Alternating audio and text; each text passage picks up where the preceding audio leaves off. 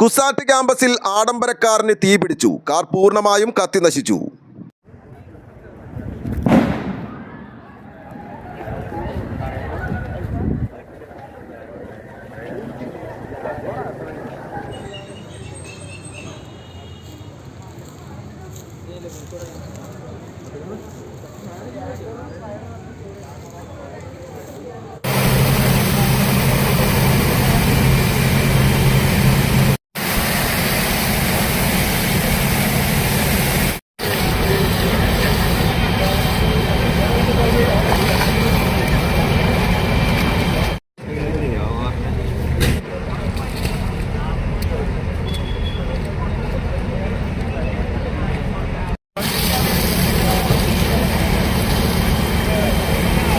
ഉച്ചയ്ക്ക് 2:45 കൂടിയാണ് സംഭവം. കുസാറ്റ് ഭാഗത്തു നിന്നും കളമശ്ശേരി ഭാഗത്തേക്ക് പോവുകയായിരുന്ന കാർ കുസാറ്റ് SMS മുന്നിൽ വെച്ച് ഓഫായതോടെ ഡ്രൈവർ വാഹനം ഒതുക്കി പുറത്തിറങ്ങി ബോണറ്റ് പൊക്കി നോക്കിയപ്പോൾ പുകയുരുകയും പെട്ടെന്ന് തീ കത്തുകയുമായിരുന്നു. ഉടൻ സമീപത്തെ വിദ്യാർത്ഥികൾ ഉൾപ്പെടെയുള്ളവർ ഫയർ എക്സ്റ്റിംഗ്വിഷർ ഉപയോഗിച്ച് തീ കെടുത്താൻ ശ്രമിച്ചെങ്കിലും നടന്നില്ല. പിന്നീട് തൃക്കാക്കരയിൽ നിന്നെത്തിയ ഫയർഫോഴ്സാണ് തീ പൂർണ്ണമായും അണച്ചത്.